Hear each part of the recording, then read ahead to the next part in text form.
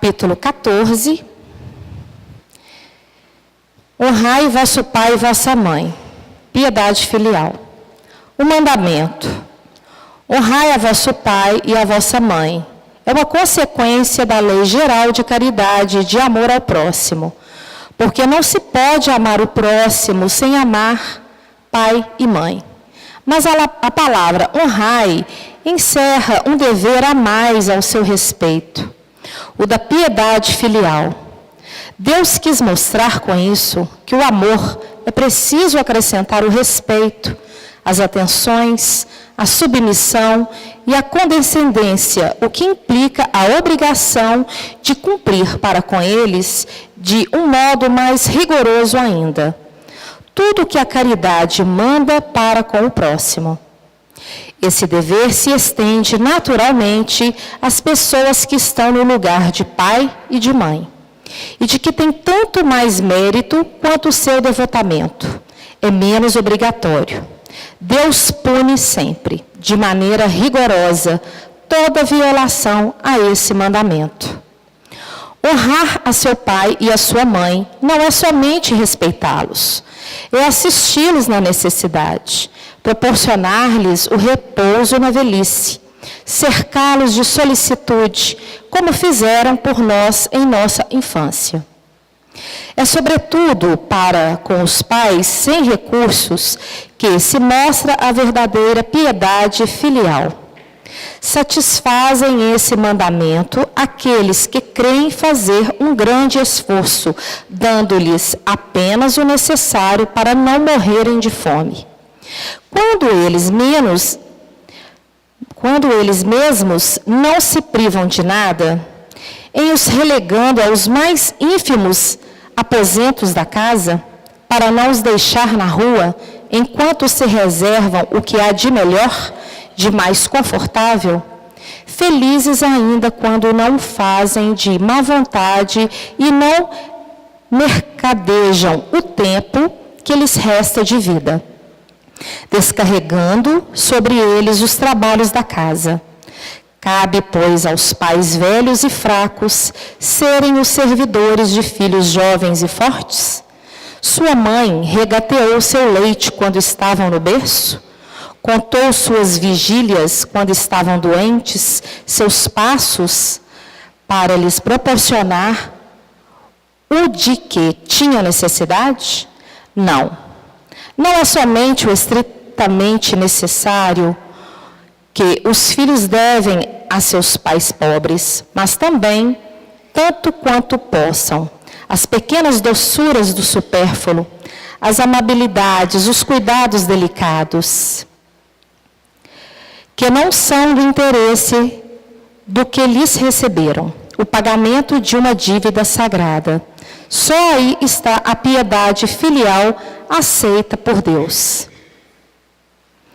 Ai, pois, daqueles que esquece o que deve aos que o sustentaram em sua fraqueza, que com a vida material lhe deram a vida moral, que frequentemente se impuseram duras privações para assegurar seu bem-estar. Ai, do ingrato, porque será punido pela ingratidão e pelo abandono. Será atingido em suas mais caras afeições, algumas vezes desde a vida presente, mas certamente numa outra existência, em que suportará o que terá feito aos outros suportarem. Certos pais, é verdade, menosprezam seus deveres e não são para os filhos o que deveriam sê-los, mas cabe a Deus puni-los e não seus filhos. Não cabe a estes censurá-los, porque talvez eles próprios merecem que fosse assim. Se a caridade estabelece como lei retribuir o mal com o bem, ser indulgente para com as imperfeições alheias, não maldizer o próximo, esquecer e perdoar os erros, amar mesmo aos inimigos.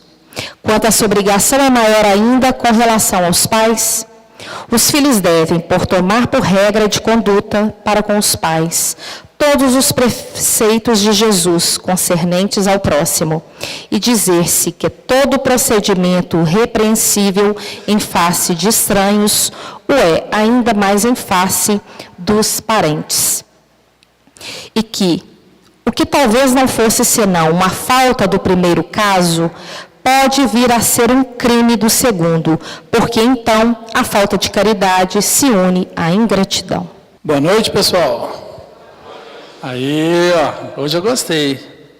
É com grande alegria que a gente está aqui mais uma vez na casa do Cristo, buscando o aprendizado do Evangelho, para que a gente possa, a cada dia, nos tornando seres mais suaves, mais leves, né? Deixando de lado um pouco dos nossos erros, né? Das nossas mazelas, construindo em nós um ser do bem, um ser melhor. Agradecendo também a presença dos internautas, né? Que nos assistem. E que Deus possa nos ajudar. A lição de hoje é muito boa, muito gostosa de se ler, de ver, porque ela está diretamente ligada a todos nós, né? Nós filhos, nós pais, nós avós, né? Todos nós estamos muito conectados a essa leitura. Ela é muito importante para a nossa família, para nós como pessoa, para a nossa sociedade como um todo. Nós vamos passar a palavra ao Júnior e antes disso avisar a vocês, né, para quem ainda não conhece o estudo, que o estudo é interativo, estamos abertos a perguntas. Quem quiser fazer uma pergunta é só levantar a mão, nas laterais nós temos nossos irmãos voluntários aí que vai levar o papel, ou se a pessoa preferir falar pelo microfone, pode pedir o microfone, a gente vai levar. As perguntas serão trazidas à mesa e dentro das nossas condições a gente vai tentá-las responder. Se a gente não tiver capacidade de responder agora, a gente deixa para responder na próxima reunião. Mas todas serão respondidas. Eu agradeço a todos a presença, tenhamos um bom estudo.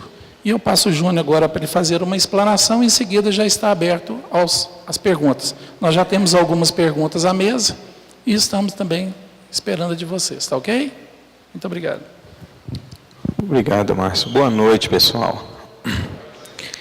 É com muita alegria que mais uma vez, então, nós iniciamos mais o estudo do Evangelho segundo o Espiritismo, com essa mensagem fantástica, nos enaltecendo a importância de honrar os ancestrais. Eu destaco aqui, antes de qualquer introdução, a mensagem de Allan Kardec, quando ele diz que, e aí devemos tomar como ponto de partida esta informação para o estudo de hoje, que o mandamento honrar a teu pai e a tua mãe é uma consequência da lei geral da caridade e do amor ao próximo. E ele justifica. Porque não se pode amar o próximo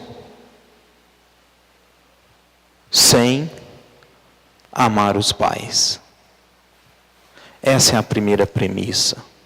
Se assim formos, dividimos em silogismos. Mas esse mandamento de honrar ao pai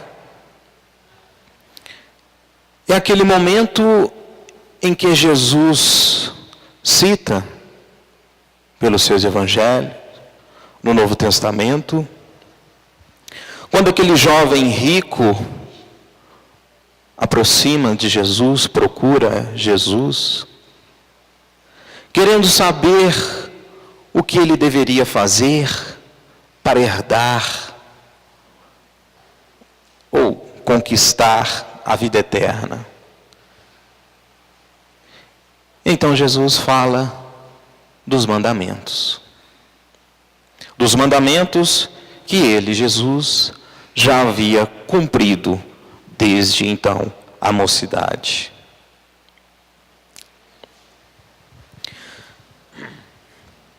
É importante aqui também destacarmos, para fins de estudo metodológico, nós percebemos qual é o procedimento, qual é a lógica sistemática que Allan Kardec, este nobre codificador da doutrina espírita, utiliza para fazer, vamos dizer assim, essa montagem, essa composição inicial, dessa parte inicial do capítulo.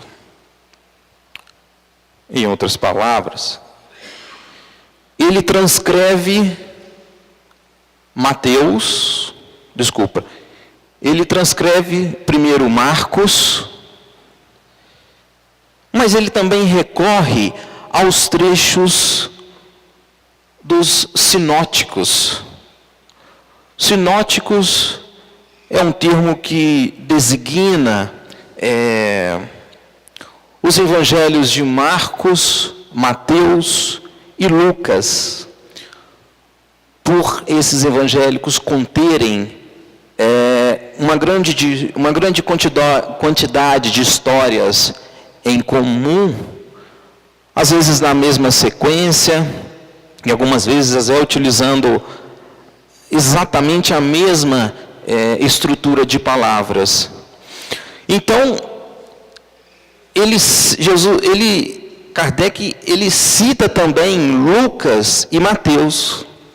E esta questão de conjugar facetas, versões, é para mostrar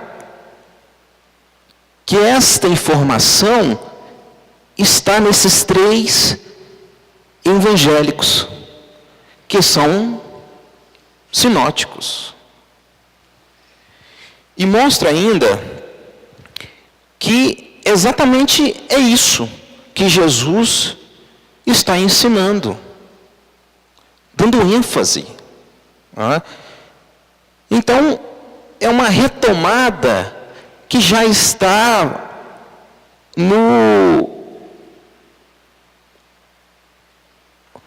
que já estava ali no Velho Testamento. E Jesus faz essa conjugação de Novo e Velho Testamento. Então aqui, vejam, é uma prática demonstração daquilo que está lá no primeiro capítulo.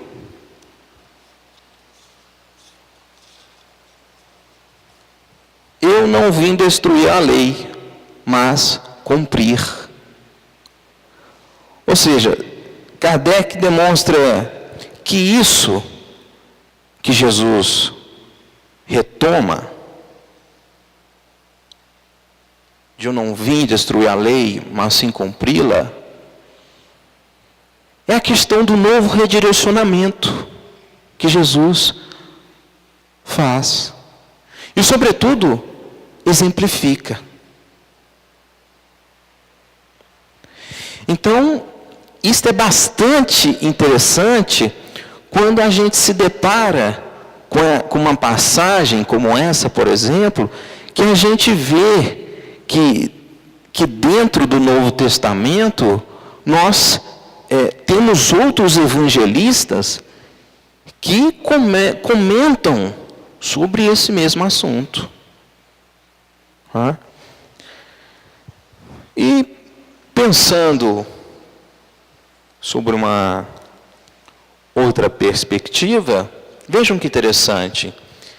Kardec, ele estruturou dentro do livro Evangelho segundo o Espiritismo, e para mim é um ponto muito importante, porque o capítulo 14, ele está entre o capítulo 13, que é que a vossa mão esquerda não saiba o que dá a vossa mão direita, e o capítulo 15, que é fora da caridade não há salvação. O que isso quer dizer? Quer dizer que honrar o vosso pai e a vossa mãe é um capítulo que está entre os dois capítulos que são praticamente um tratado da caridade. Então, esses dois capítulos, vamos dizer assim, eles albergam ao seu centro honrar pai e mãe, que talvez deva ser, ou podemos assim definir, como o maior das caridades, por essa posição metodológica do capítulo.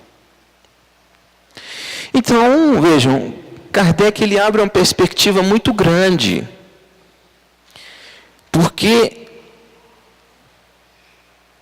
ele retorna ao Êxodo, o segundo livro do Velho Testamento, dos mandamentos. E depois volta ao Novo Testamento. E aí eu me lembro das cartas aos Efésios, aqui no 6º capítulo, que Paulo vai fazer uma análise sobre a família, sobre a postura dos filhos, dos pais, a família, do homem, da mulher, do casal, como um todo. E Paulo diz mais ou menos assim: honra o teu pai e tua mãe, que é o primeiro mandamento, com promessa. Então, esse é o primeiro mandamento que existe uma promessa. Quer dizer, se você honrar o teu pai e tua mãe, você ganha alguma coisa.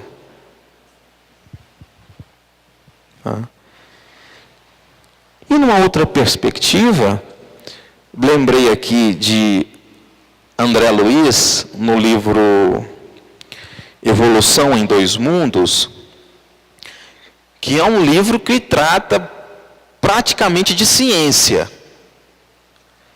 E André Luiz, ele retoma os 10 mandamentos, ali no capítulo 20, e ele reescreve os 10 mandamentos, mas numa linguagem assim mais moderna, mais aperfeiçoada.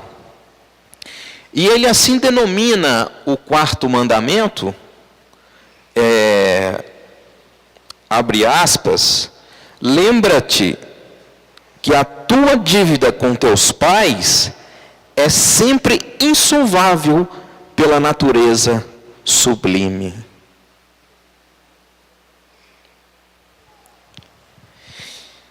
Então, esse versículo, ele abre um horizonte. Ele abre uma perspectiva muito grande para o entendimento desde a antiguidade, até mesmo para a atualidade contemporânea, e vai até além. E, aliás, eu diria que é no seio da própria família, naquele movimento de amar os familiares, que nós mais nos preparamos, ou melhor, mais exercitamos o sentimento de amor. E esse exercício faz com que nós venhamos a expandir aos amigos e aos demais pessoas que ali estão próximas de nós. Então,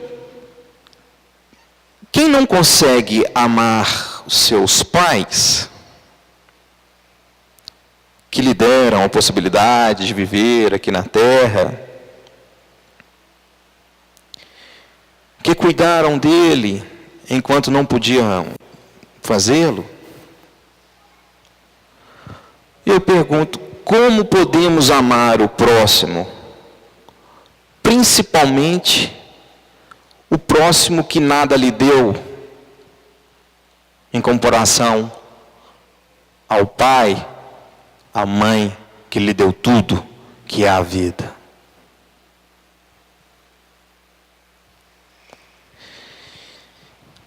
Mas embora estejamos assim distante do verdadeiro amor ao próximo, aquele amor exemplificado por Jesus,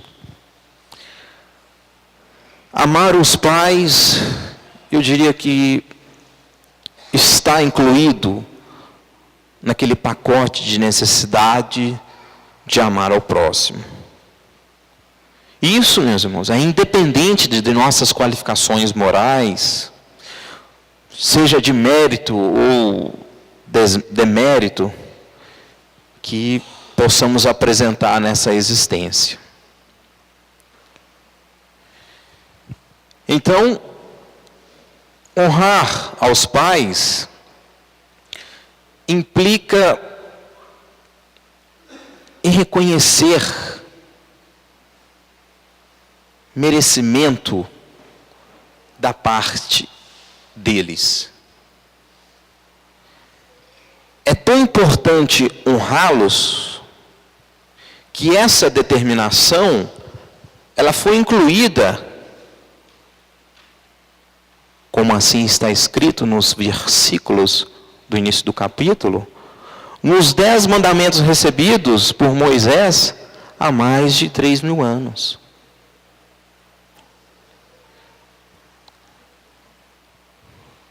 Mas aí eu pergunto,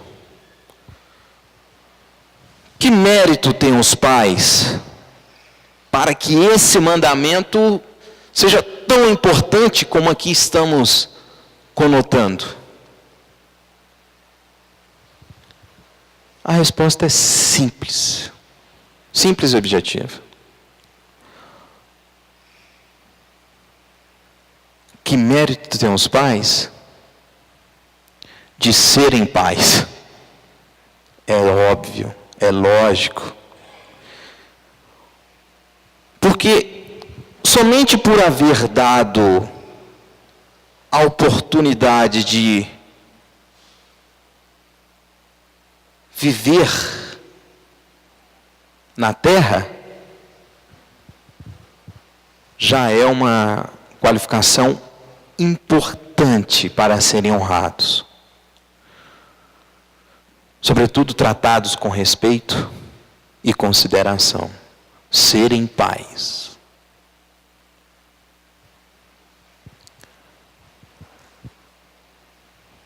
Então, honrar aos pais é reconhecer o bem que fizeram em pôr o filho a viver neste mundo.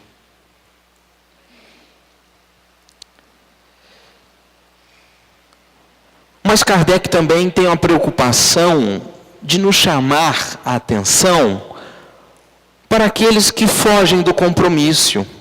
É o que ele chama de fugir à piedade filial. Fugir à responsabilidade de honrar os pais. E aí ele exemplifica, para ficar bem claro. Ele diz: quem que foge das responsabilidades, quem que foge da piedade filial? Foge aqueles que apenas ajudam na alimentação, não se apercebendo das demais necessidades. Não. Minha responsabilidade é só ali no supermercado, comprar, deixar lá e vou viver minha vida. Outro caso, aqueles que os ajudam de má vontade, com exigências de mudanças de hábitos a que não estão acostumados. Eu vou lá ajudar meu pai, aquele velho, mas da minha forma. E o velhinho teve seus hábitos a vida inteira, da mesma maneira. Aí você chega lá, de má vontade, impõe novos hábitos, contraria. Outro exemplo que ele diz: aqueles que os colocam nos piores cômodos da casa, cobrando-lhes muitas vezes serviços domésticos. Quem às vezes tem 3, 4 irmãos, às vezes a mãe ou o pai, ou um ou outro estão viúvos. Não, a responsabilidade é minha. Mas aí tem um barracão lá no fundo de casa. O que ele faz? Pai, você mora aí, não me incomoda aqui não. Estamos tratando aquele que me deu a oportunidade de reencarnar. E ainda, ô pai, ô mãe, o barracão está cedido, estou perdendo aluguel, pelo menos arruma a casa enquanto eu estiver trabalhando.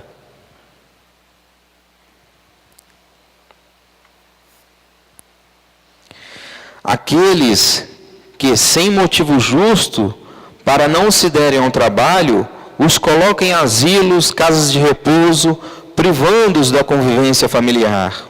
Ou os que não tendo maneira de cuidar deles, o colocam nesses lugares, acomodam-os e o visitam muito de vez em quando, sem nenhuma demonstração de afeto e atenção. É difícil julgar a atitude do próximo, quando não tem outra alternativa, a não ser encaminhar os pais aos asilos. Tem que ser analisado caso a caso. Às vezes é uma particularidade de necessidade básica, mas, sobretudo, se não houver nenhum empecilho, como forma de excluir-se da responsabilidade, é uma forma de fugir à responsabilidade da piedade filial. E, por último, fogem também da piedade filial aqueles que não os visitam em lares frequentemente, ou pouco telefonam, pouco conversam com eles, não lhe fazem perguntas a respeito do seu viver. Enfim, de pequenas atenções que lhe mostram o interesse filial. Então, essas são algumas observações que Kardec comenta a respeito de fugir da responsabilidade de honrar o nosso pai, nossa mãe, que são os nossos ancestrais. Mas, sobretudo, para finalizar, Kardec ainda indaga: será que eu teria que honrar os pais e mães, mesmo sabendo que às vezes o pai me abandonou, ou que os pais não são bons? E aí, Kardec vai dizer que sim, esses pais que às vezes nos abandonam, ou que não são bons pais, devem ser sim honrados. Pelaquela mesma lógica, por terem nos dado a oportunidade de um novo corpo a um espírito, de uma nova existência, composta de inúmeras existências, de experiências, melhor dizendo, que nos ocasionarão novos aprendizados, que nos impulsionarão transformações internas e que dará prosseguimento à nossa evolução. Então, só por isso, eles já se fazem, vamos dizer assim, credores de honra, credores de consideração, respeito, compreensão, em relação aos motivos que às vezes levaram ao abandono, aos maus tratos. E por final, Kardec também lembra que todo ato condenável que se faz ao próximo, ele se torna muito mais grave quando ele é feito em relação aos pais. Por quê? Porque uma vez que há a falta da caridade, em relação aos pais, também há sentimento de ingratidão. Por isso que o ato é duplamente, entre aspas, condenável. Então, essas são as primeiras impressões desse capítulo, que durante o decorrer das outras reuniões terá outras perspectivas sobre honrar o vosso pai e a vossa mãe. Passamos às perguntas. Então vamos lá, né, pessoal? Já tem um punhado de perguntas aqui, mas antes eu só quero fazer um parágrafo aqui do texto, porque em duas ocasiões o texto fala que Deus pune rigorosamente. Na verdade, Deus não pune, né? Esse punir aqui é porque nós estamos inseridos nas leis de Deus. Então, é a lei de ação e reação. Então, tudo aquilo que a gente faz, nós vamos ter que buscar de volta, né? A semeadura é livre, mas a colheita é obrigatória.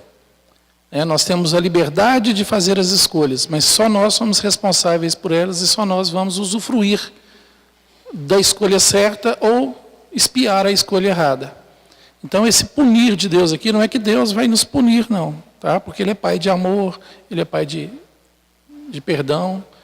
E essa punição somos nós mesmos, através da nossa consciência, do remorso, das condições em que a gente vai se encontrar depois, é que é a punição imposta por Deus. A primeira pergunta diz assim: estou há 6 anos sem conversar com meu pai, por causa de uma briga, um bate-boca, que tivemos. Ele me mandou para fora de casa e desde então não voltei mais. Hoje estou casado, tenho uma filha de 4 meses que ele ainda não conhece. Eu não o procurei mais nesses 6 anos, mas esperei pelas desculpas dele. Eu estou errado em esperar?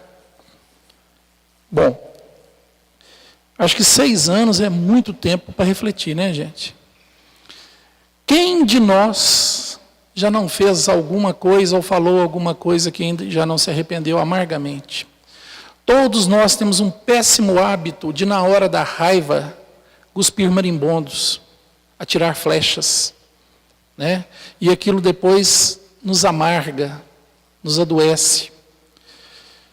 Esperar que o outro venha me pedir perdão, será? Será que só ele estava errado naquele momento? Será que só ele falou alguma coisa, só ele ofendeu? Será que eu também não tive uma postura ofensiva, agressiva? Mesmo que não teria eu então que entender o momento, que naquele momento ele estava em desequilíbrio, ou que aquela criatura, apesar de ser pai ou ser mãe, é um ser humano falível, né? Que erra também, como qualquer outro ser humano. Porque nós, quando somos crianças, a gente vê o pai e a mãe como super-heróis, seres perfeitos, divinos. E quando a gente cresce, da adolescência para frente, a gente começa a observar defeitos nos pais e da mãe. E isso nos decepciona, nos incomoda. Mas eles são seres humanos, que estão aqui cumprindo a sua tarefa de desenvolvimento também, para planos melhores, como eu, como qualquer criatura. Seres milenares, que ainda estão em aprendizado. Então não seria eu a entendê-lo, botar uma pedra em cima disso? Para que eu preciso do perdão do meu pai? Para que eu preciso que ele me peça desculpas, se é eu que tenho que desculpá-lo? Que eu já desculpe, mesmo que ele não peça. Que eu demonstre esse perdão através de um sorriso, através de um abraço, levando a neta para que ele possa conhecer, né, que ele possa entender. Será que esse pai ainda é a mesma criatura de 6 anos atrás? Será que esse filho ainda é o mesmo filho de 6 anos atrás, com todas as experiências que ele já adquiriu nesses 6 anos? Se casou, tornou-se pai, né, viveu, teve que aprender a viver sozinho, longe da família, porque foi colocado para fora. Né? Será que esse pai tem uma cultura que poderia agir diferente? Será que esse pai teve uma criação que lhe proporcionou condições de não ser agressivo, ou também teve uma adolescência, uma juventude também com dificuldades e problemas muitos, né? Nós somos aquilo, nós somos, na verdade, gente, hoje eu sou o somatório de toda a minha vida. Não é só a vida do berço até hoje, é de toda a minha história espiritual, desde a minha criação, lá alguns milhões de anos atrás, até hoje. Nós somos o somatório de muito. E às vezes, Nós ainda não nos desenvolvemos o suficiente para nos tornarmos pessoas pacíficas. Eu não preciso que o outro me peça perdão para que eu possa perdoá-lo, não. Eu posso simplesmente perdoá-lo. Vamos lembrar do Cristo? Depois do flagelo, depois da crucificação, preso no alto da cruz. Ninguém pediu perdão para ele. Desculpa aí, foi mal, não devia ter feito. Ninguém falou. Mas ele, no seu último suspiro, ele ainda pede a Deus, nosso Pai: Pai, perdoa. Eles não sabem o que fazem. Ele não precisou que ninguém pedisse perdão, ele perdoou. E continuou amando aqueles que o agrediram e ofenderam, mesmo sem o pedido de desculpa. Eu acho que todos nós somos capazes de perdoar sem que o outro me peça perdão. Talvez, depois de tanto tempo, eu não consiga mais ter aquela ternura que eu tinha, né, com meu pai naquela época, ter aquele carinho de pai para filho, porque alguma coisa se quebrou no meio do caminho. Mas eu posso respeitá-lo, eu posso ter uma convivência passiva e me tornar amigo dele de novo. Talvez não o veja mais como meu pai, aquele herói que eu tive, mas eu veja como um homem, amigo meu, companheiro de caminhada, irmão, filho do mesmo Deus.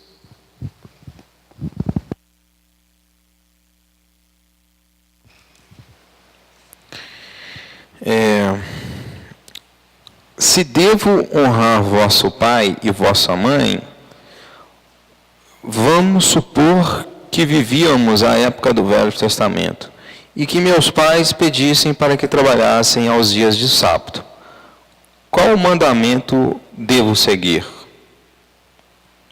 Eu acho que está fazendo referência aqui ao santificar o dia de sábado, né? E honrar vosso pai e vossa mãe. Tem um conflito aí, então, né? 2 mandamentos. Bom, eu acho que aqui, é necessário nós fazermos uma observação importantíssima a respeito do significado da palavra honrar, porque aí nós justificamos esse conflito. Porque honrar, sobretudo, não é ser subserviente. Isso, subserviente. O que é ser subserviente? É servir ao outro de maneira humilhante ou de maneira vexatória. E essa é a interpretação. E essa era a preocupação que os judeus tinham naquela época. Não tratar a honra de modo subserviente.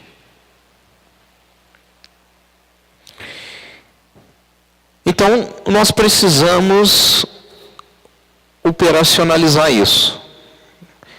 Como é que nós vamos tratar? Então, o que significa honrar? Honrar não é ser subserviente. Honrar vai muito mais além disso. Honrar é você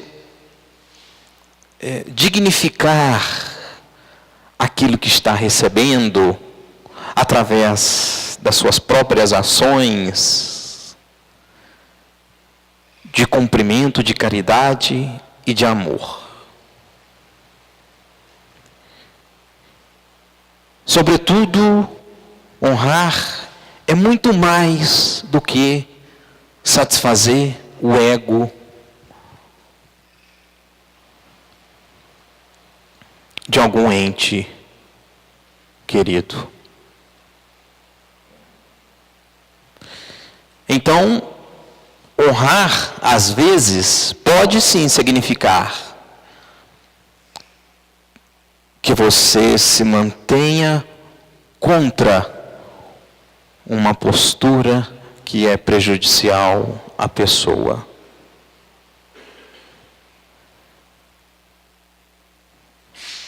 É que se você aceitar, em outras palavras, você vai estar sendo conivente. E não aceitar, você está sendo dignificante a seus princípios.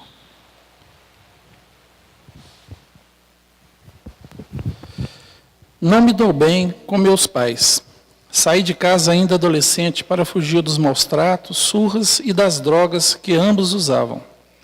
Morei nas ruas e fui resgatado pela prima de minha mãe, que cuidou de mim até me casar e ser independente. Quase não tenho contato com eles e fico pensando neste momento. As drogas e ainda a velhice vão derrubá-los, e serei eu a cuidar deles. Deveria ter deles, mesmo que eles deveriam ter zelado por mim e não o fizeram?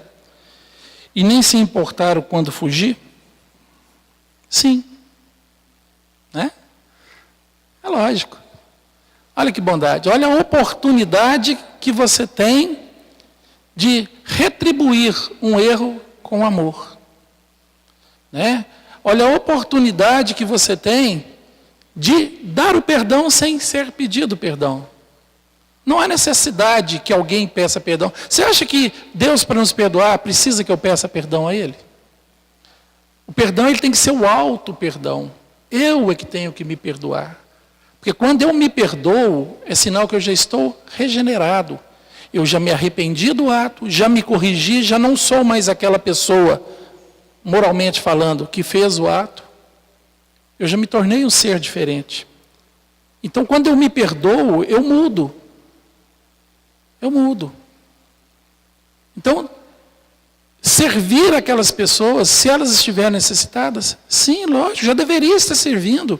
Pois se você hoje já é um adulto, já tem sua família e sabe muito bem os problemas que eles viveram, as drogas, os desequilíbrios, né, dessas duas criaturas, você hoje estaria em condições de passar informações, de trazê-lo para a casa espírita, ou para uma outra religião que eles aceitem, para buscar Deus.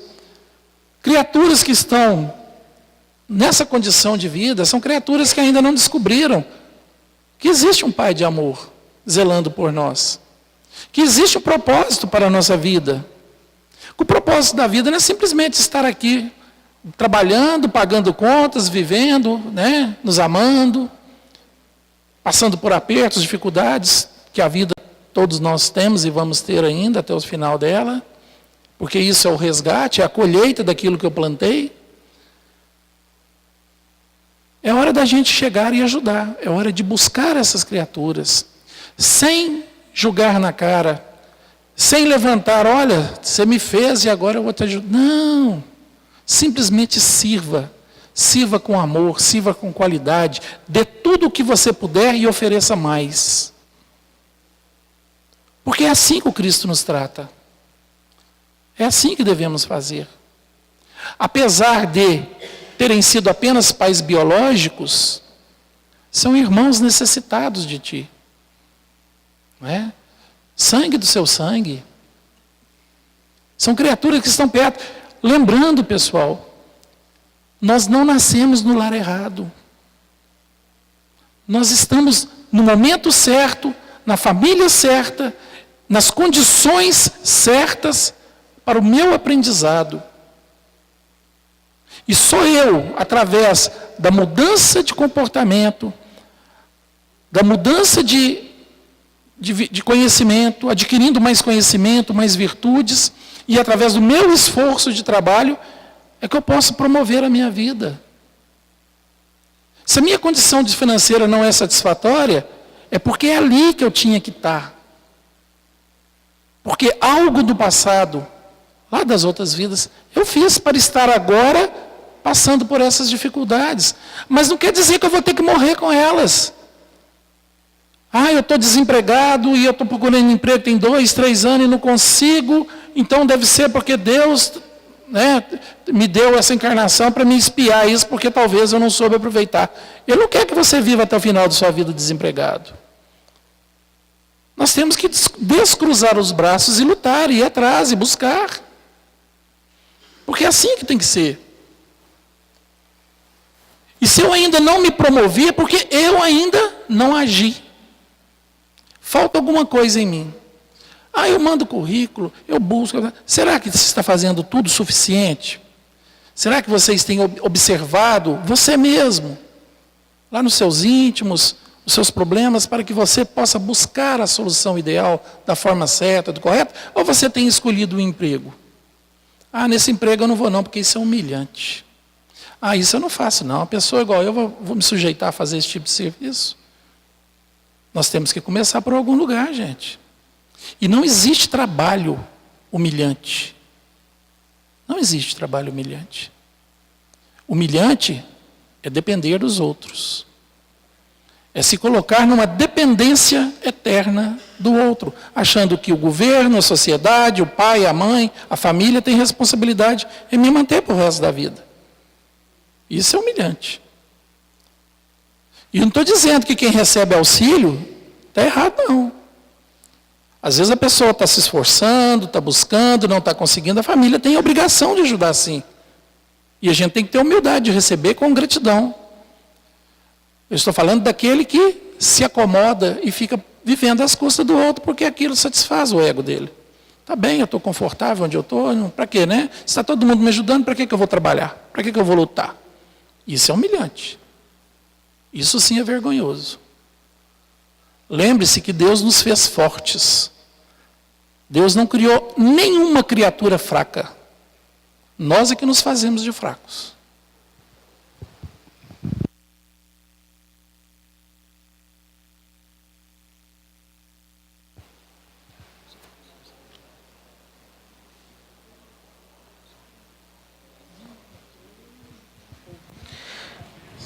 Você quer depois? Outra pergunta. Meus pais sempre falam que eles podem fazer de tudo, mesmo coisas ruins, e que nós, filhos, sempre devemos respeitá-los e amá-los. Será que devemos, nós, filhos, sempre concordar com tudo? É um pouco tanto conservador, né, essa afirmação dos pais, em que tenhamos que concordar com tudo. Eu diria que há algumas décadas atrás, isso era de forma cultural, aceitável pela perspectiva sociológica daquela sociedade. Mas, sobretudo nos tempos atuais, com tanta informação, com tanta espíritos que nascem com o objetivo de impulsionar a regeneração, os filhos hoje são sementes, exemplos, para ainda pais que já tiveram suas educações, que já tiveram seus conhecimentos teóricos, acadêmicos, e que sempre estão, a todo instante, construindo o seu arquétipo moral. Então, eu diria que esses filhos devem, em primeiro lugar, respeitá-los. Em segundo lugar, se for oportuno, dá uma bagunçada. E aí, depois, conserta a bagunça. É uma forma de instigar os pais a enxergarem sobre uma nova perspectiva. Isso acontece muito em conflitos de gerações. E nós, pais, devemos estar a todo instante, sabendo que somos conservadores, mas atentos ao que nós chamamos de alteridade. Motivo pelo qual, às vezes, muitos pais e filhos não se entendem. Por quê? Porque não sabem conviver com as indiferenças. Meus irmãos, esse é o grande desafio do século. Esse é o grande desafio desse processo de regeneração. Viver com as indiferenças. Respeitar o limite do próximo, na medida em que você é sujeito de deveres e obrigações. Chegou uma pergunta para nós aqui assim: cresci sem conhecer. Aos 26 anos, fui trabalhar numa loja onde uma moça era vizinha dele. Deve estar se referindo ao pai. Simples. E me perguntou: o que você vai dar para o seu pai no Dia dos Pais? Eu disse que eu não conhecia meu pai. E ela perguntou o nome dele, eu disse: fulano. Ela disse: ele é meu vizinho. Minha patroa ouviu a conversa e me ajudou a correr atrás do DNA. Só que não sou bem recebida por ele. Ele tem uma empresa e é bem financeiramente. Não me procura. O que devo fazer? Também não sou registrada. Tenho irmãos, mas não os conheço. Ele não me quer por perto. Ame o pai. Mas não é amar com o mesmo amor que você tem pela sua mãe que te criou, é lógico. Você não vai amar pelo mesmo amor que você tem as pessoas com quem você cresceu e conviveu. Isso é natural. Deus entende isso. Ame-o não desejando mal a ele. Né? Você tem todo o direito de requerer os seus direitos. Lógico, se você fez DNA, foi comprovado, você tem o direito do registro, sim. Isso é garantido na nossa Constituição. Né? Você tem direitos civis sobre a paternidade dele. Mas isso não quer dizer que ele vai te aceitar. E isso é uma condição que você vai ter que também aceitar. Você não pode impor a ele o fato dele que você tem que me amar, você tem que me aceitar. Isso não acontece, infelizmente não é assim que acontece. Mas você pode ir conquistando aos poucos. Né? Você pode ir se aproximando aos poucos, você pode ir orando através de orações, de vibrações de amor sinceras. Você pode ir quebrando essa barreira. E como eu falei há pouco tempo, nós estamos no lugar certo, no momento certo. Alguma coisa lá atrás aconteceu para que você tivesse que vir dessa forma. E você aceitou. Nenhum de nós nasceu sem aceitar a vida que teria. Nenhum de nós. Nós, enquanto filhos, nós temos a mania de falar assim: eu não pedi para nascer. E realmente, a gente não pede, não. A gente implora. A gente pede a Deus, pelo amor de você mesmo, me permita voltar ao mundo. Na reunião de programação da vida, porque existe uma reunião de programação da vida, onde os pais são trazidos ao mundo espiritual enquanto eles dormem, o espírito vem, é apresentado a criatura que deve vir como filho, e existe uma aceitação dos pais e aceitação do filho, principalmente, que naquele momento está rogando, pedindo, implorando: por favor, me deixe voltar ao planeta, para que eu possa ter uma oportunidade de sair do lugar onde eu estou e construir em mim um ser melhor para ir para lugares melhores quando eu retornar aqui ao plano espiritual. Nós imploramos. E você aceitou essa condição de vir como filha renegada de um pai. Foi aceito, porque é a sua necessidade. Entenda isso, agradeça a Deus, ore por esse pai que também está criando débitos para si. Um dia ele vai ter que resgatar, porque a lei de Deus é corretiva, ela não é punitiva, a lei de Deus é corretiva. E ele vai ter que se corrigir depois de alguma forma. Então ore, comece a amar, a desenvolver afeto, mesmo que ele não te ame, ame-o, já é o suficiente. Só para encerrar aqui, eu me lembrei de uma historinha muito interessante para algumas reflexões, enquanto a Rose não vem. Conta-se que um filho estudava, e o pai, para instigá-lo a passar em um vestibular, prometeu ao filho que, se ele passasse no vestibular, empreendesse esforços, concluísse êxito em passar no vestibular, que ele daria um carro para esse filho.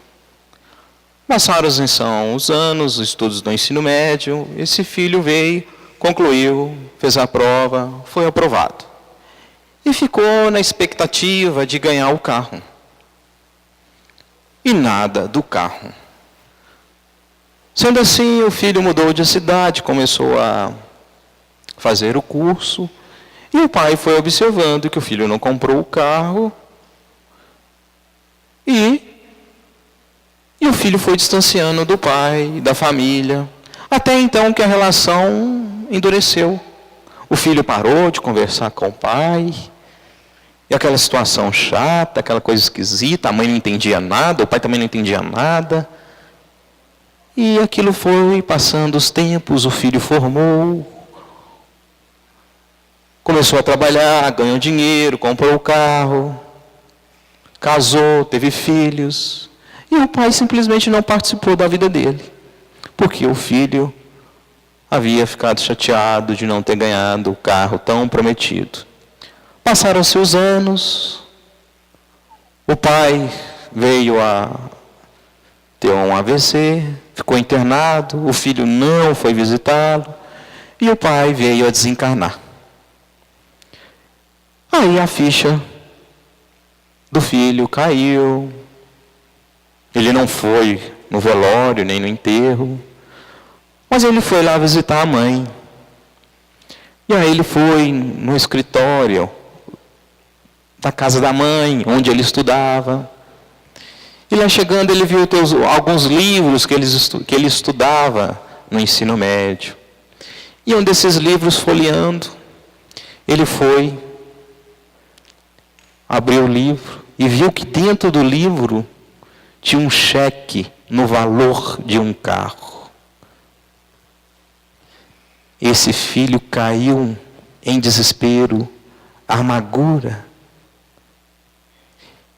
e se sentiu uma das piores criaturas.